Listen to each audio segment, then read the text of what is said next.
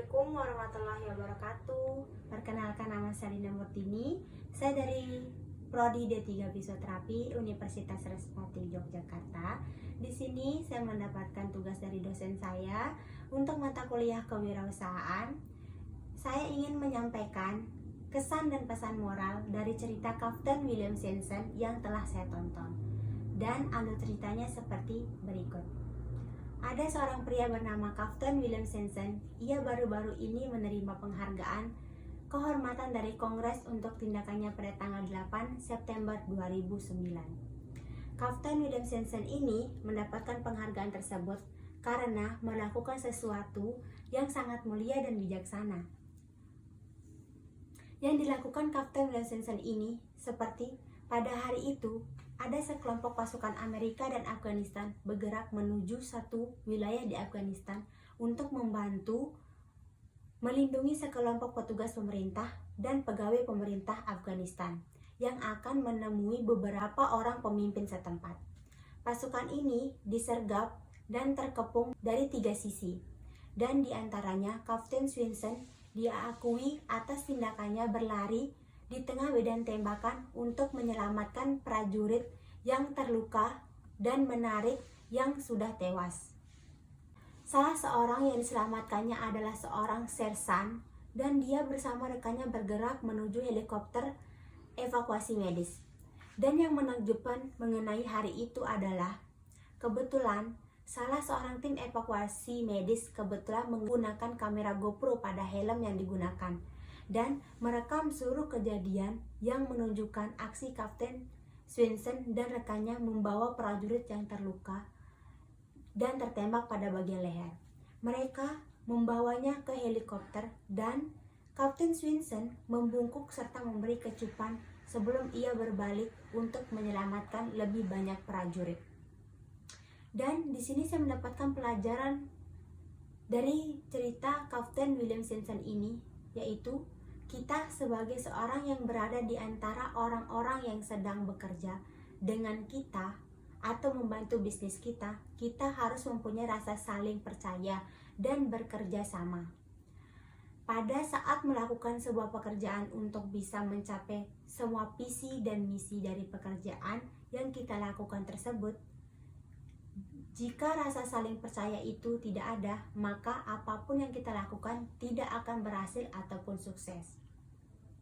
Demikian, jika mempunyai pemimpin yang tidak bisa mempercaya pegawainya, maka pemimpin itu akan selalu merasa bahwa pegawainya tidak benar dalam melakukan semua tugas yang diberikan.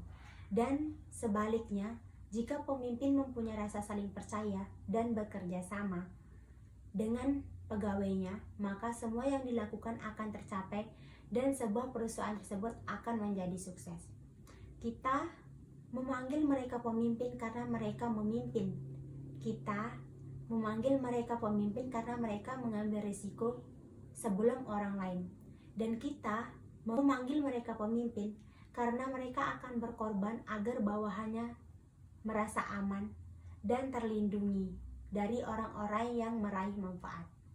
Serta orang-orang di sekitar pemimpin tersebut akan meraih manfaatnya. Dan ketika kita merasakannya, respon alamiah yang terjadi adalah orang-orang itu akan berkorban untuk kita. Mereka akan berkorban darah, keringat, serta air mata untuk mewujudkan visi serta misi dari pemimpin mereka. Ya, itulah yang bisa disebut sebagai pemimpin. Di sini saya mendapatkan suatu variabel dari cerita yang saya baca tersebut. Variabel ini berisikan variabel yang mungkin diubah hanyalah keadaan di mana di dalam perusahaan tersebut, di sanalah kepemimpinan itu penting. Karena pemimpinlah yang menentukan arah ketika seorang pemimpin mengambil keputusan untuk mengutamakan keselamatan dan kehidupan orang-orang dalam suatu organisasinya, untuk mengorbankan kenyamanan pribadi dan hasil konkret, agar orang-orang di dalam bisa tetap tinggal dan merasa nyaman di mana mereka berada. Hal-hal menakjubkan akan terjadi pada perusahaan tersebut.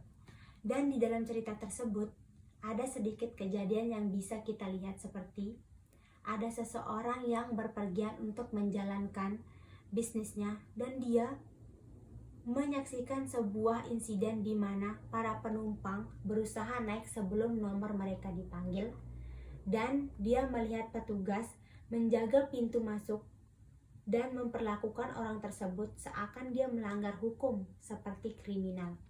Orang tersebut diteriaki karena berusaha memasuki pesawat sebelum nomornya dipanggil, dan seseorang tersebut bilang kepada petugas, "Kenapa Anda memperlakukan penumpang seperti domba? Dan kenapa Anda tidak bisa memperlakukan seseorang tersebut seperti manusia?" Dan petugas tersebut mengatakan, "Pak, kalau saya tidak mengikuti peraturan, saya pasti akan mendapatkan masalah atau kehilangan pekerjaan saya." Dan seseorang tersebut mengatakan bahwa petugas tersebut melakukan pekerjaannya dalam keadaan tidak nyaman, atau menurut pembisnis tersebut bahwa petugas itu tidak mempercayai atasannya.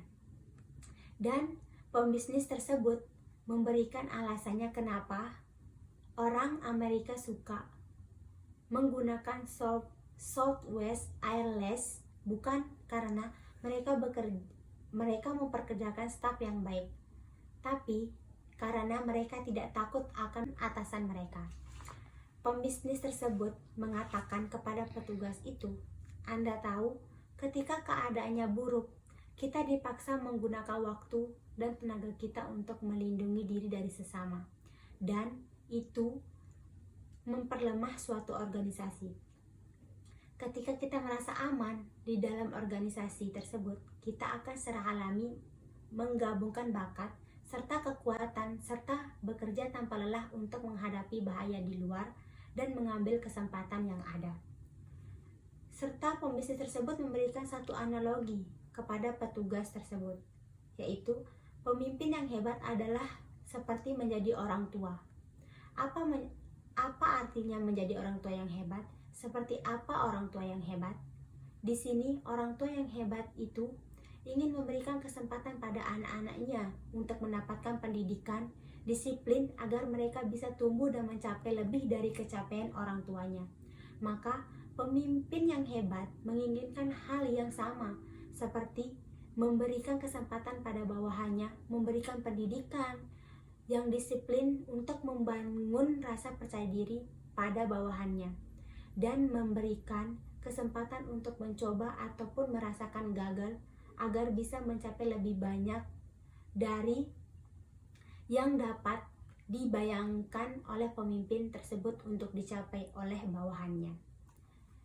Sekian yang bisa saya sampaikan, atau kesimpulan yang bisa saya ambil dari cerita Captain William Simpson ini, dan kesan dan pesan moral yang ada pada cerita tersebut. Baiklah, sekian dari saya. Bila ada salah kata, saya memohon maaf. Wabillahi taufiq wal hidayah. Wassalamualaikum warahmatullahi wabarakatuh.